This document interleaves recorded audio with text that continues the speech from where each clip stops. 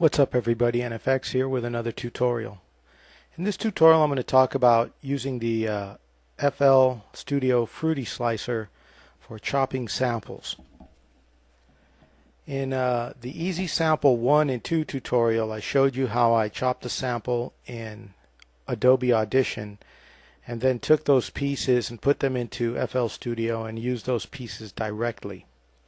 But what I want to show you today is where you could take a sample and you probably would chop the sample in something like Adobe Audition or Audacity or something like that, but you would chop it kind of the way I showed you in the Easy Sample 1, where you would count a certain number of beats and chop it that way.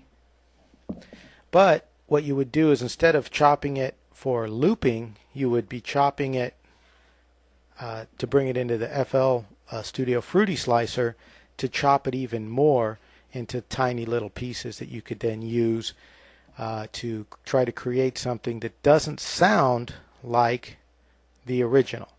Because in the previous tutorial, obviously I just used loops, so it sounded very much like the original song. And just to get things started, what I'm going to do is I'm going to bring up the pattern here, and in the first pattern what I've done is I've put a very basic drum beat and I've set my tempo to 91.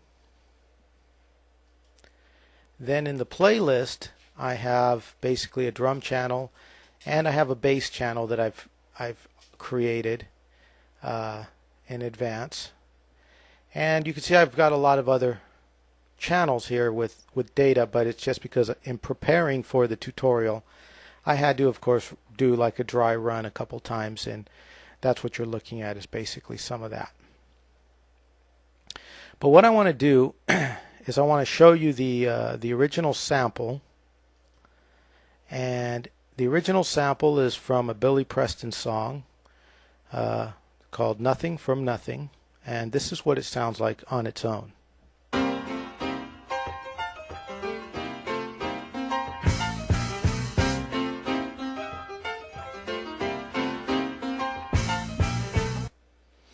Okay, so that's the loop. Now we could loop that and it would sound decent, and just as a demonstration, why don't we listen to that? And I've also made a very simple bass line pattern to go along with it. But let's listen to how it would sound looped.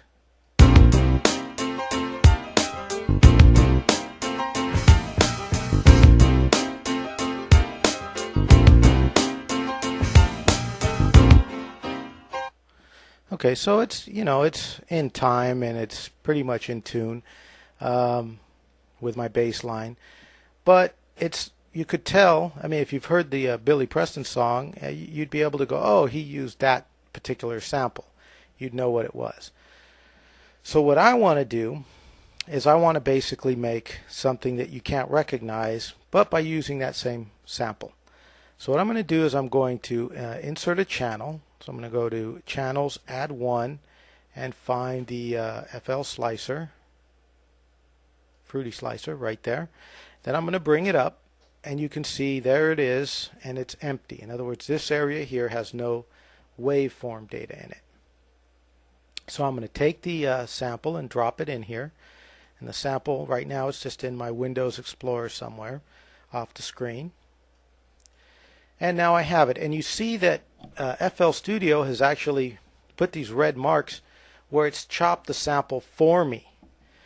So what it's done is it's looked for basically the different peaks within the file and put a split or a chop mark or a Q marker right there, and then it's mapped it out across the keyboard. So when I hit C5, the first little piece plays. If I hit C#5, the next piece, and so on.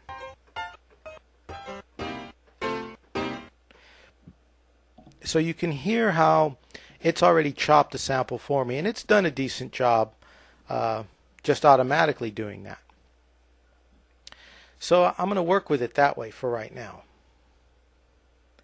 Now the other thing it's done is it's automatically mapped those slices in the piano roll so that it'll try to play it. Let me see if I could fit everything. There we go. So it'll try to play it in time, just one slice after the other, and it's going to sound a little bit different. I'll play just the pattern so you can hear it.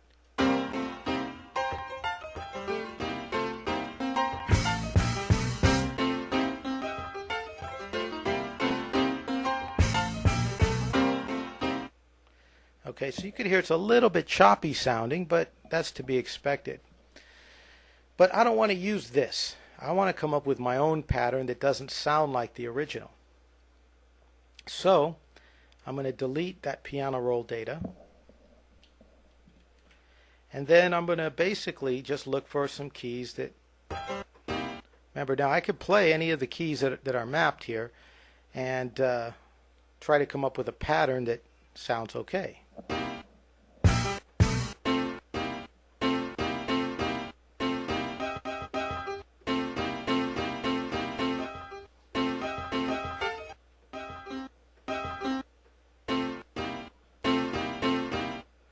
Okay, let's take the bass off for a minute, and I'm going to work with basically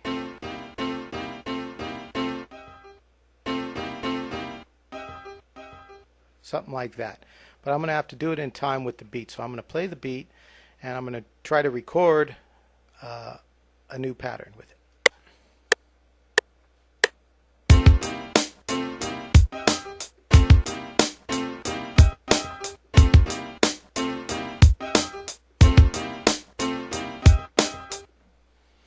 Okay, so I've recorded that pattern, and if I go look at the piano roll data, now you can see it doesn't look like it did before where it was just going up in a line. You can actually see the various slices that are being played and how long they're being held for and everything else.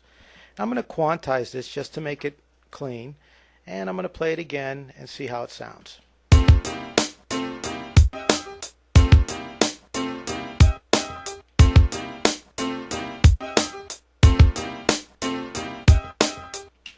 Now, if you heard that without knowing what song it was, you wouldn't be able to tell that was from the original song that I sampled it from. And that's the goal here. It's just to try to come up with something that's different. Because if you're, let's say you're in a beat battle and it's a sample battle, I guarantee you most people are going to look for the loop in that sample and use it. And maybe they'll do it in a great way. But if you want to try to do it in a way that isn't going to sound like everybody else, you could try doing it this way and maybe come up with something that might blow people's minds, and they'll go, no, that's not from the original sample, and then of course you can prove it to them. But anyway, so let's play that along with the bass line and just get a feel for how it sounds with the bass line. And then you could add more to this, other instruments or whatever, but you're just using that as kind of a starting point or an inspiration for something new. And that's the real goal here. Actually, before I end this tutorial, I just wanted to show you another thing. You don't always have to let FL Studio chop the sample for you. You could, for example, in this case FL Studio did chop the sample, and you could see it's made it in uneven sizes, but you could make it in even sizes by simply telling it how fine to chop it up. I could say chop it up on each beat, and then I've got these nice even slices, and I could play these much in the same way. But of course they're bigger. Each slice is bigger, so now if I tried to play the same pattern as I did before, it wouldn't really play because there are not as many chops in there.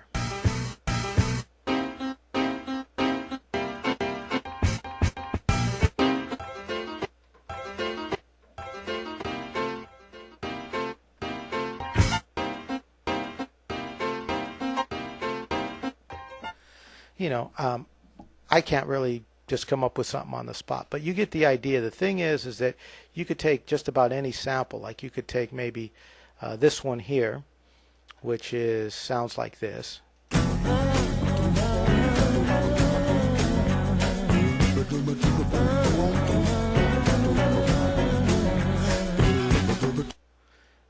throw it in a sampler in a FL slicer and have it come out like something like this.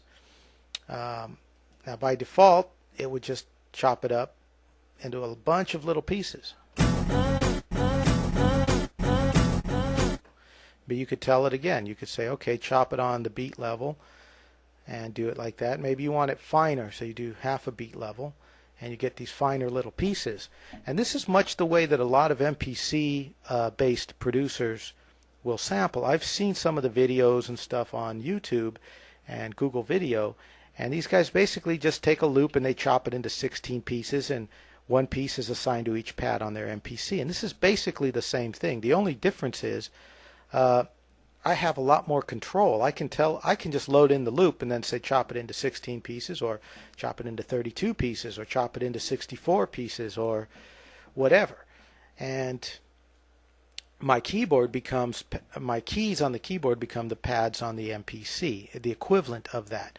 And if you had, like I do, a MIDI drum pad controller, I have the MPD, which is 16 pads. I can play this the same way a producer with an MPC would play it, and just trigger samples. So a lot of times you'll see a guy, just chop it up on the MPC and then he'll play a certain pattern on there. And that's exactly what we're doing here too. Really easy. You can see how quick it is. You don't have to think a lot about chopping it. I mean, just chop the loop. That's like the hardest part. It's getting the loop to be the right size. But once you've developed your ear for it, your timing, that becomes very easy. And then throwing it in a FL slicer channel and then having it ready to just go and get creative with, that's easy. So then the hard part becomes actually trying to find a pattern that sounds really good, but that's fun, because when you do find that pattern, you've hit on something nice, and you're just going to feel really good about it. So anyway, with that said, I'm going to go ahead and get on out and wish you guys the best of luck with this, using this information. Hopefully you'll find it useful and inspiring. And in the meantime, this is NFX, and I will catch you guys in the next tutorial.